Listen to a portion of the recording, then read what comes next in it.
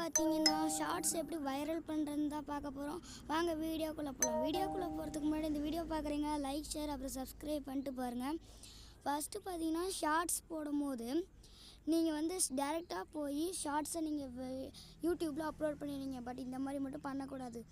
First பார்த்தீங்கன்னா நீங்கள் வந்து கூகுள் ப்ளே ஸ்டோருக்குள்ளே வந்துட்டு சர்ச் பண்ணி யூடியூப்னு சர்ச் பண்ணி பார்த்தீங்கன்னா சர்ச் பண்ணுங்கள்.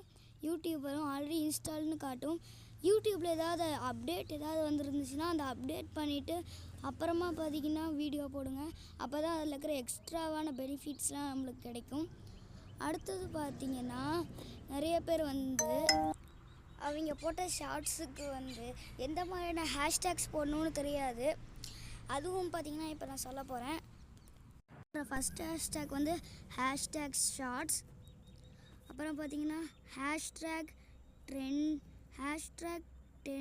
ட்ரெண்டிங்.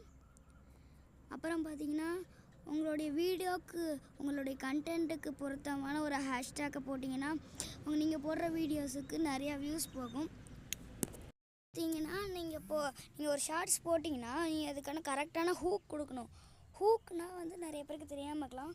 ஹூக்னால் பார்த்தீங்கன்னா இப்போ நீங்கள் வியூவர்ஸை இந்த வீடியோவை கம்ப்ளீட்டாக பார்க்க வைக்கிற மாதிரி ஒரு வேர்ட் சொல்லணும். அதுதான் ஹூக். இப்போ பார்த்தீங்கன்னா நான் ஒரு ஹூக் சொல்கிறேன். யூடியூப்பில் ஷார்ட்ஸ் போடும் போது இந்த ஒரு தப்பு மட்டும் பண்ணாதீங்க.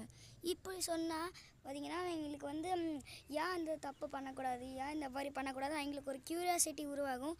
அதனால் அவங்களே ஆட்டோமேட்டிக்காக அந்த ஷார்ட்ஸை பார்ப்பாங்க. அவ்வளோதான் கைஸ், இந்த வீடியோ முடிஞ்சு. இந்த வீடியோ பிடிச்சிருந்தா லைக் ஷேர் அப்புறம் சப்ஸ்கிரைப் பண்ணிடுங்க. மறுபடியும் அடுத்த வீடியோவில் பார்க்கலாம். Bye guys.